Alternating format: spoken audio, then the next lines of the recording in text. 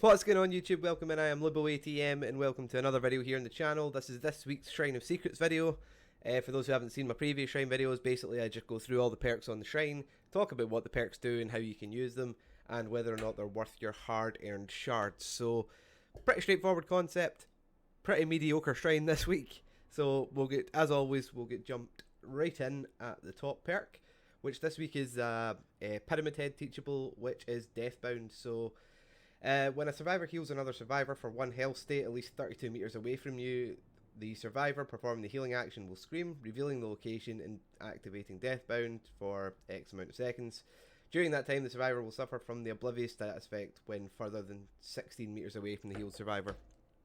Okay, so this is a very deliberate, very specific perk that I'm not a big fan of.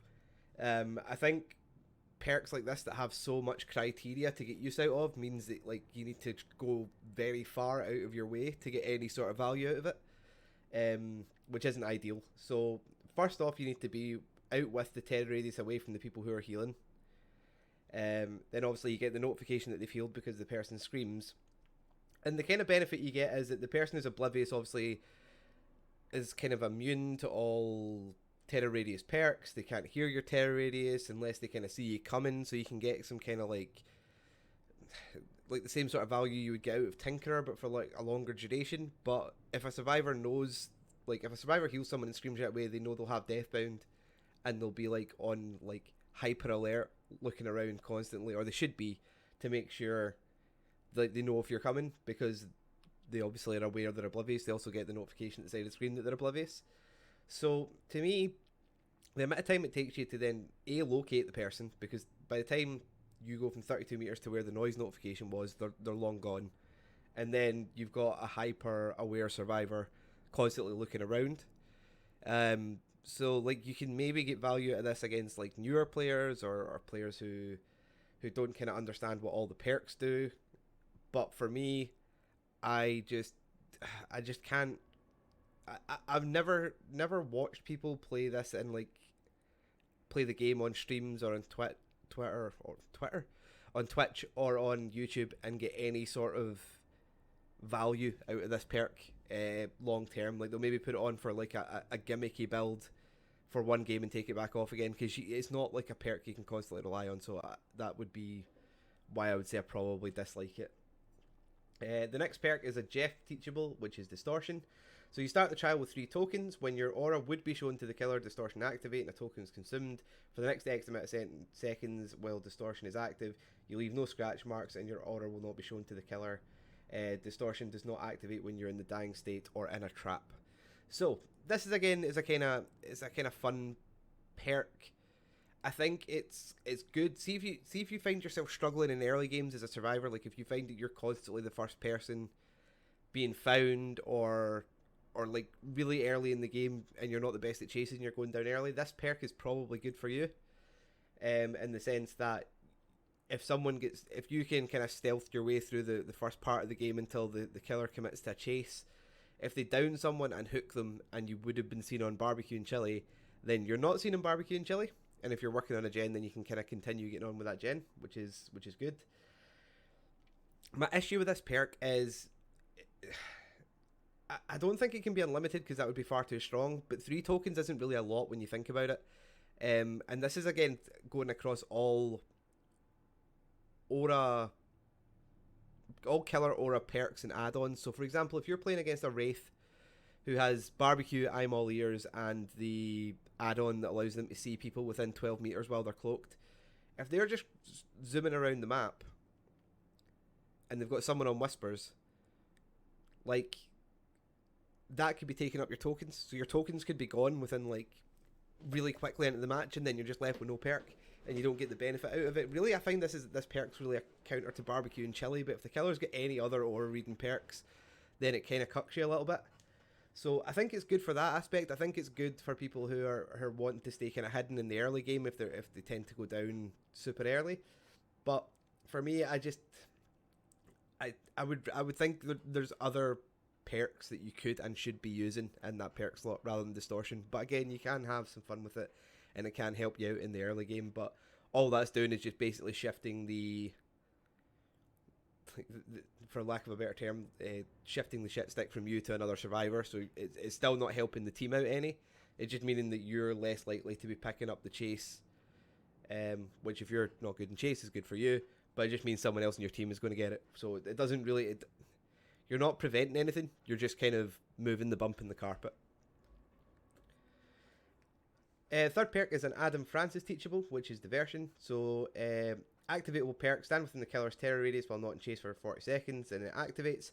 Once it's activated, you can press the active ability button while crouched and motionless to throw a pebble, which creates a distraction for the killer at a distance of 20 meters.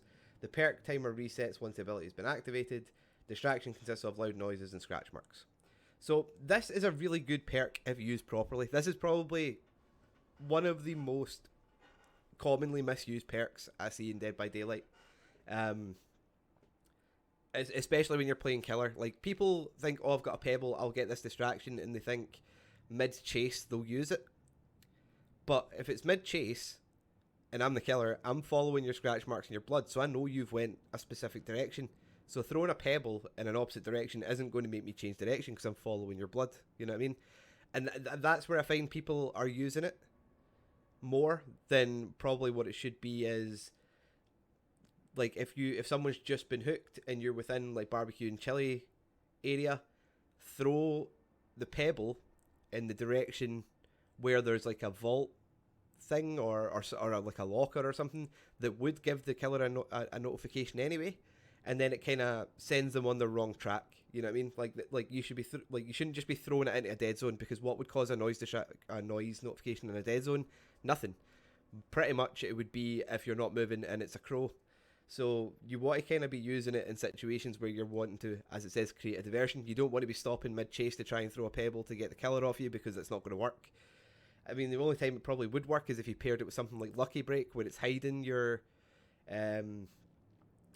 scratch marks and your blood pools and things like that, or no mither or something.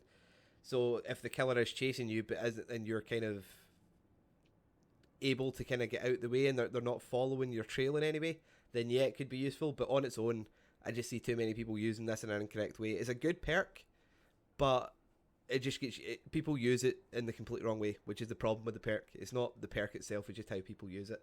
So it's a good perk. It's just not one of my favourites. Again, I don't usually run it because I don't often get opportunity to get much value out of it. And then the last perk on the shrine is a twins teachable, which is Hoarder. I'm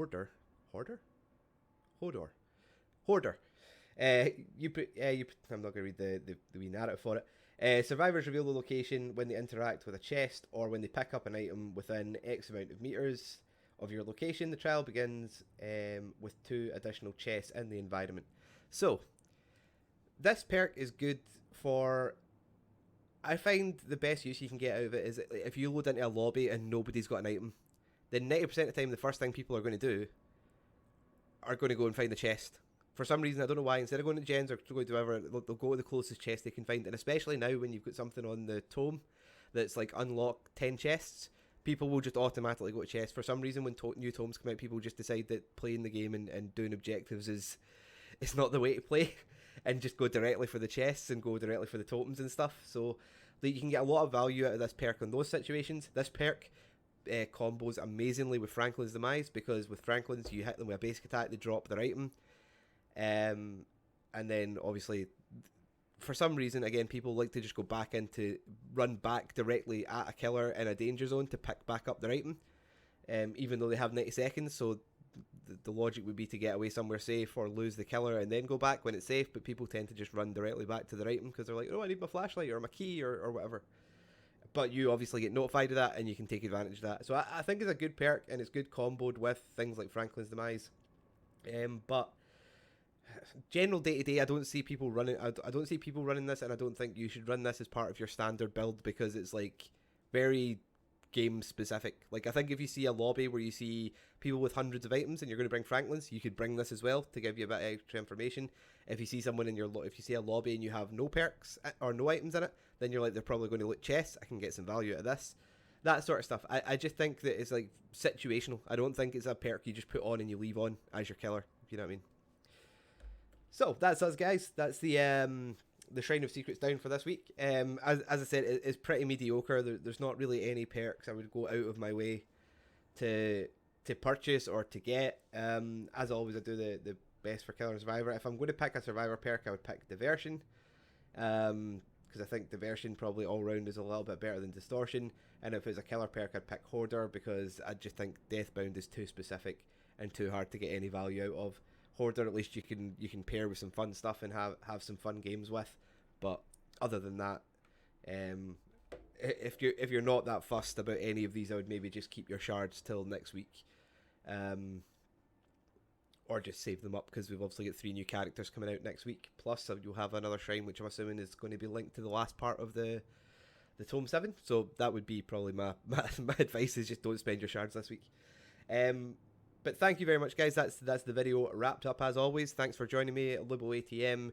Please like the video. Please subscribe to the channel. Come and see me a couple of times a week over on twitch.tv/LiboATM. I'd love to chat to each and every one of you. And until I see you next time, guys. Peace.